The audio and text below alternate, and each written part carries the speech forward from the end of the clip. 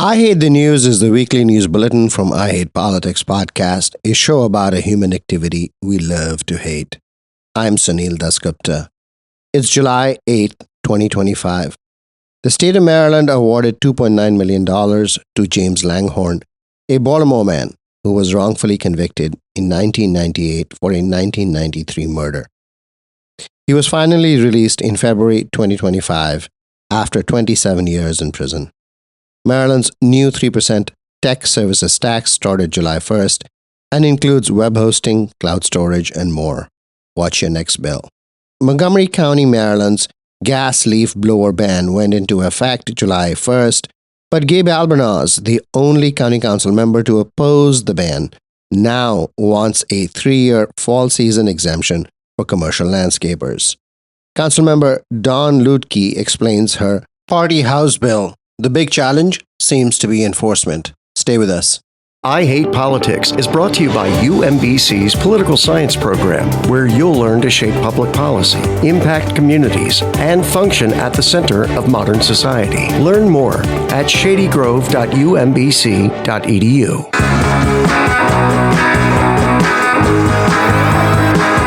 I Hate Politics is a podcast about our neighborhoods, workplaces, schools and streets, and our local governments as they function in diverse and democratic societies.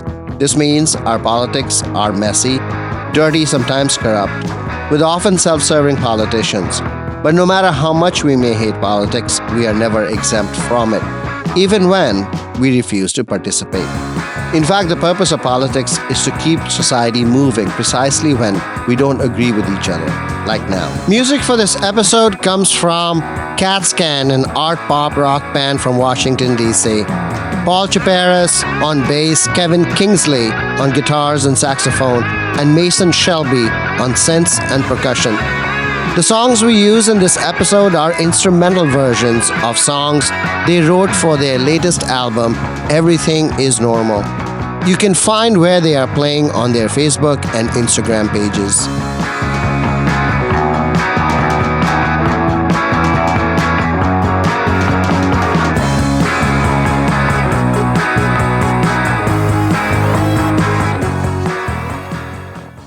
American jurisprudence has for a long time avowed a high standard for the innocent to be proven guilty, and rhetorically followed the 18th century English judge William Blackstone's statement, "It is better that 10 guilty persons escape than that one innocent suffer." In the late 19th century, the U.S. Supreme Court opined, "It is better to let the crime of a guilty person go unpunished than to condemn the innocent." But wrongful conviction and imprisonment are one of the biggest failures of the American criminal justice system, with catastrophic moral, racial, and social consequences. In February 2025, James Langhorne, a Baltimore man who had been in prison since 1998, 27 years, saw his conviction for a 1993 murder vacated as witnesses recanted their testimonies were found to be unreliable and appeared to have been forced by the police. And prosecutors hid evidence from the defense about other suspects. Maryland law since 2021 has required that the Bureau of Public Works, the highest financial authority in the state, allocate money to compensate the wrongfully imprisoned. Last week, Lieutenant Governor Aruna Miller sat in for Governor Moore on the Bureau of Public Works meeting where Langhorne's $2.9 million compensation was approved. And she invited James Langhorne himself to speak. I'd like to first call up item number 4, which provides compensation through the Walter Lomax Act to Mr. James Langhorne for being wrongfully convicted and incarcerated for 27 years for a crime he didn't commit. In 1998, Mr. Langhorne was charged and convicted of murder related to a 1993 fatal shooting in Baltimore City. At the age of just 23, he was sentenced to life in prison. Mr. Langhorne maintained his innocence, and in 2019, he requested a review of his case through the state's attorney's conviction integrity program. The state's investigation revealed new evidence to support his innocence, including the discovery of false witness testimony used to support Mr. Langhorne's conviction. Mr. Langhorne was finally released on February 10, 2025, after 9,870 days behind bars.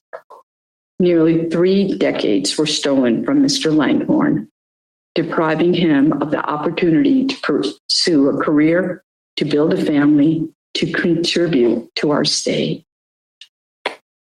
Mr. Langhorne is here with us today. I want to welcome Mr. Langhorne to the podium to share a few words regarding his journey. I first like to thank everybody for this opportunity to speak and say what's on my mind. To be brief, I just want everybody to understand that the difficulties that I, myself, and other exonerees face, when we're exonerated after suffering decades in prison for crimes we didn't clearly commit. I'm home 6 months, and in that time, I've suffered greatly. There's not a lot of resources for people in my situation. We come home different from people who are generally released. We just let out.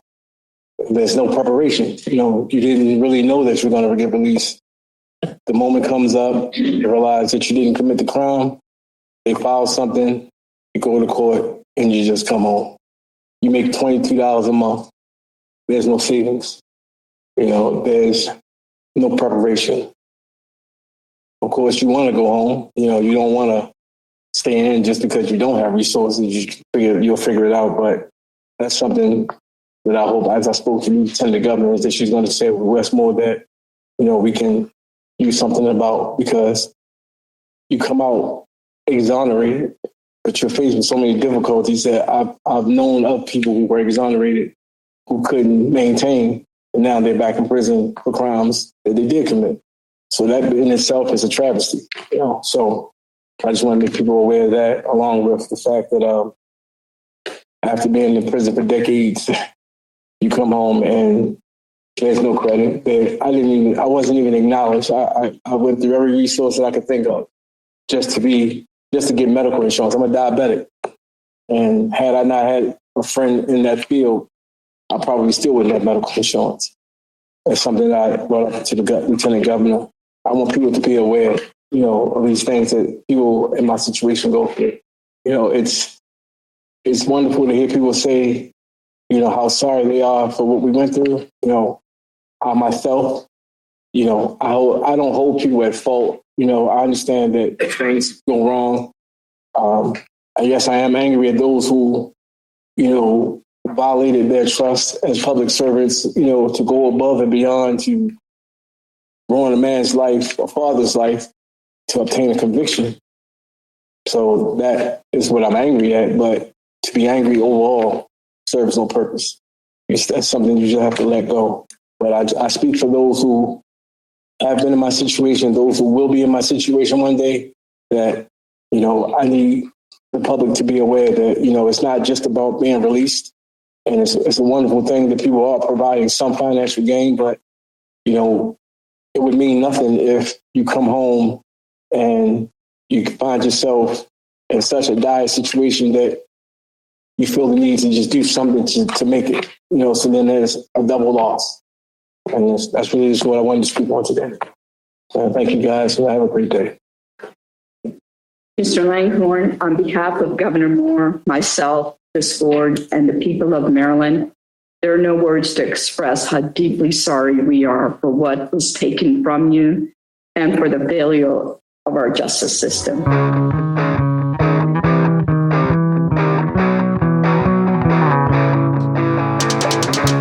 July 1st started the clock on the new 3% tech services tax in Maryland. The tax will function as a sales and use tax to be collected from customers and sent to the state by sellers, and will cover software, data services, including web hosting, web design, and cloud storage. The State Comptroller's Office has issued a full, long list of services that will be covered, and it is comprehensive.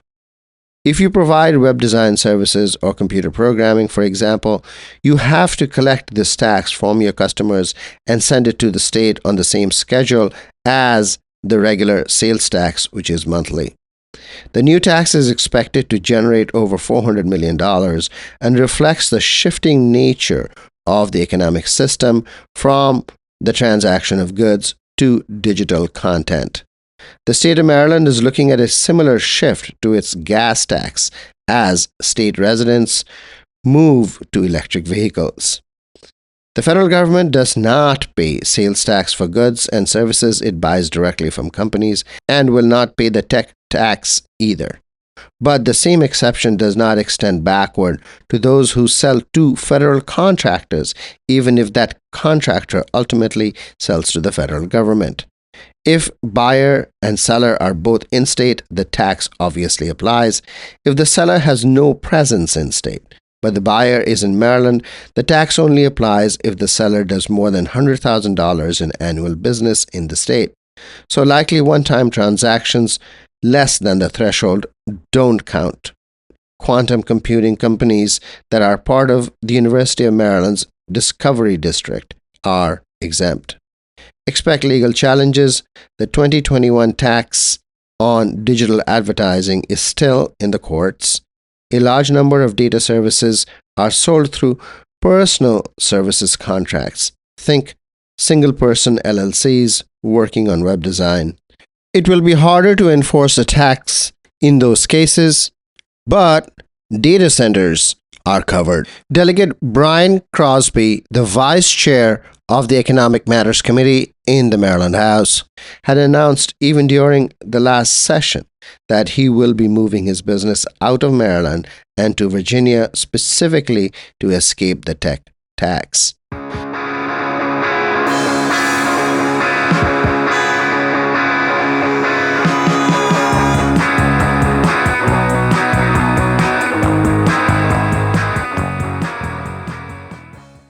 July 1st also began Montgomery County, Maryland's ban on the use of gas-powered leaf blowers. Councilmember Gabe Albornoz was the sole no vote on the law, and now he's asking for a 3-year fall season exemption for commercial landscapers. Of course, I agree that these products are terrible for our environment. They're a nuisance. They've ruined many a Zoom in my house, I'm sure for others as well. But the fact remains they are a critical tool for our landscaping professionals to be able to carry out their work.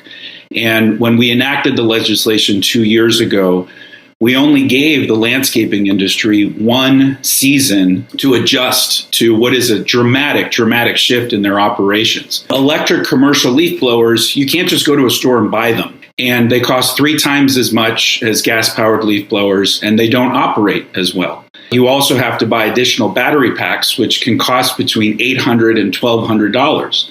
How much do the electric blowers cost, do you know? A brand new electric blower will cost between $1,200 and $1,500. That includes the blower and 1 battery pack. 1 gas-powered leaf blower, commercial, will cost you around $600.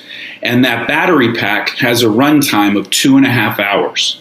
And so you have to buy multiple battery packs in order to be able to fill out the jobs that the commercial landscapers have during the day. And the electric leaf blowers are also not as powerful as gas-powered leaf blowers. And during the fall season, when the leaves are coming down, it's particularly difficult to pick up leaves in parking lots and when they're wet. And so they have to purchase many electric leaf blowers to be able to comply with the law. So what I proposed is legislation that continues all of the other elements of the bill, continues to ban them for home use. They're banned for commercial landscapers 9 months out of the year. And this bill would sunset within 3 years. But what this would do is give landscapers a longer runway to be able to purchase more equipment over time because of the upfront costs are dramatic, and allow them to adjust their operations to be able to accommodate the bill, but be able to for them to be able to carry out their work. And there's another component of this, Sunil, that I always felt very uncomfortable with from the very beginning, and that is this. It's literally written into the bill that this is a complaint-driven legislation. And it's the language of the bill encourages county residents to take pictures of violators with their cameras and send them into the Department of Environmental Protection. So think about that. As people are doing their jobs, and there is no question landscapers are going to have a very tough time transitioning, residents are going to be coming out of their homes to take pictures of what are mostly immigrants doing these job functions and then sending them to the Department of Environmental Protection. In this sort of a charged environment, I'm deeply concerned about that aspect of the bill as well. And I just don't believe that our landscapers will be ready to fully comply when this goes into effect, but particularly during that fall season. There isn't any part of your bill that addresses the enforcement issue, right? There isn't, because it just was, this bill passed 10-1. So like any pragmatic legislator, you have to think through the politics, but also the practicality of whether or not a bill can be passed. What I've heard from landscapers is that they don't believe they will be in a position to be able to comply. And I think that sets everyone up for failure, including the Department of Environmental Protection. DEP has approximately 4 people who are assigned to the department who have the ability to actually administer the law. They're going to be very stretched because they're going to be getting, lots of reported incidences because, again, landscapers are probably not going to be ready. Do you know if any landscaping companies are trying to put a mobile generator on one of their trucks to be able to charge the battery pack? And you're absolutely correct. What landscapers have to do is they have to use gas-powered generators that they put in the back of their trucks and to be able to charge the batteries in real time to be able to comply with their jobs. That's legal, right? Yeah, that's legal. The only thing that's banned are the gas-powered leaf blowers themselves. And there's another element, too. The headquarters of these landscaping companies, the electrical wiring that they have is not adequate enough to be able to comply with the charges. And so they have to upgrade their grids so that they can actually be able to comply. So I was speaking to a landscaper who has what is considered the average size landscaping company in Montgomery County. What is that? He's got 5 full-time employees and about another 25 to 30 that he hires seasonally during, the peak seasons. Which is fall. The fall is their peak season. He has purchased 10 electric commercial leaf blowers. He has upgraded his electrical wiring. He has purchased the additional battery packs for the electric leaf blowers. And he has to purchase 35 additional electric leaf blowers. He has already spent over $62,000. This has gone into effect in the District of Columbia. It went into effect 2 years ago. And not surprisingly, there has been a decrease in the number of renewals that they've seen in the District of Columbia. Government services have gone up. Montgomery County Public Schools, as you can imagine, with all of the properties that it has during the fall season, needs to landscaping contracting is a huge line item in their budget. That has increased significantly because now these companies, in order to be able to comply, are going to have to charge more. Gabe Albanose, thank you. Thank you.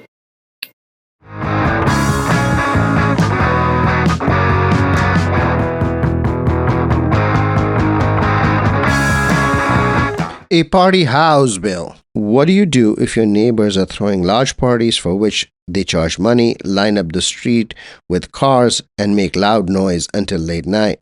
Those violations are already covered by existing law, but Montgomery County Council member Don Lutke says local authorities need more help in cases like this. About a year ago, both in my district as well as there was a party in Potomac in Councilmember Andrew Friedson's district where these were parties that were designed for the operator to make money at a private home in a single family neighborhood where they were charging admission to the party and doing things like offering premium bottle service and other assorted things. And they had no permits for any of it. And so we had a lot to unpack, right? Is there an issue with the number of people who are there on the, like there's a back deck, right? What would the fire marshal say if he saw all these people on the back deck? What about cars blocking the roadway so that emergency vehicles can't get through? What about the noise issues?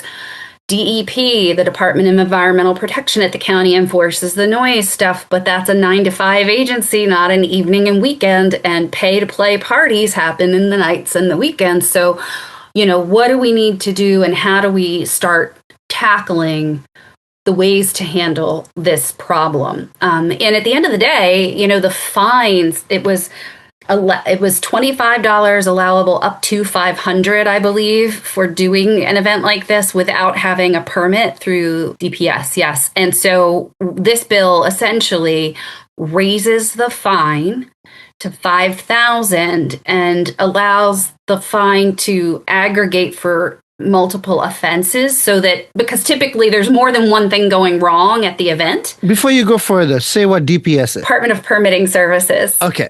So Yes. permitting does issue licenses or permits for house parties like this? For events of certain kinds. A party like this would not be granted a permit. What is the difference between an event and a party? You can have a soiree at your house. I love that the word soiree is in, it's already in the code. I didn't want soiree taken out of the code. I think it's fun to use that word. It's an underutilized word in the year 2025. I agree. What exactly is the difference between what is allowed and what is not allowed? It's what you're going to be doing there, and it's the fee for entrance, fee for participation. So if you're inviting people, you have a big bar mitzvah party, that's okay. That's okay. We are not messing with your bar mitzvah, your graduation party, my parents' 60th wedding anniversary, which was at our house. Heck, my wedding was in my backyard, right? So that's not a problem. So there's no limitation. So there's no permit even required for that, right? Where there's food or alcohol that's being, served in a certain volume, there are separate rules about that. The noise ordinance issue, right? There's a certain noise cap at 9 p.m. in the evening. And so for example, with my wedding, we just ended the wedding. I mean, we scheduled it to comply with the local noise ordinance. We have other issues in other parts of the county where there might be food trucks, for example, operating in the middle of the night, and they're not supposed to be, right? Or they may not have the appropriate... Are there rules for that already in place? Yes, but enforcement becomes a challenge. How do we manage it better? That's kind of a separate issue, but a lot of things that are going off kilter, particularly in the realm of noise, right? So I happened to see someone posted on Facebook about a restaurant in Silver Spring, downtown Silver Spring, that was doing construction work at midnight. But then how are we going to enforce it? Especially if you listen to the work session on this and talking to the Department of Environmental Protection folks, how do we do it when our environmental inspectors aren't there, again, nights and weekends? But even if they were, a lot of these situations have such a high volume of people that they would not even feel comfortable going without officers present with them, right? Okay. Because it could be a volatile situation. I am also looking at the noise code because it hasn't been dusted off in quite a while, and that's on my summer work list. So we're working through some of that now. So stay tuned on that. But at the end of the day, you want to have to not do the enforcement. You want to have a penalty that effectively deters. But how is this going to be enforced? I mean, the police can come in now, and prior police could not come in? No, the police could come in before. And to be fair, these situations have elevated the need to work and pull together the different agencies. So, when I'm trying to deal with this situation on behalf of my constituents in a particular neighborhood in my district and go, who's got what piece of this puzzle? How are we handling it? Who's going to be lead on this and sort of help develop the protocol? Even if it involves both DPS and DEP and fire marshal, but when you're calling for help 24/7, 365, it's the police who end up showing up. Which is the lead agency then? Police department has been very good at trying to work through like a protocol for how to handle these larger scale niche kind of events that we hope are going to dial down. And I want to say there was one recently that would have happened, and the police saw, got wind of the advertisement for the event. And so they went out to proactively talk to the person who was going to be hosting. And they said, no, man, I canceled it. I heard about this bill on the news, right? So they didn't know that it hadn't passed yet and that the fine hadn't already increased, but they were like, it's not worth it. That's what I want people to say. It's not worth it. And to be better neighbors. Is it the case that the people holding these parties are homeowners, or are they renters, or they are Airbnb people that are just coming in organizing parties? Who is doing this? So in the particular case that's received a lot of publicity in my district, that is the homeowner. Don Lutke, good luck stopping unlicensed house parties. Thank you. And the full council hearing will be on July 15th.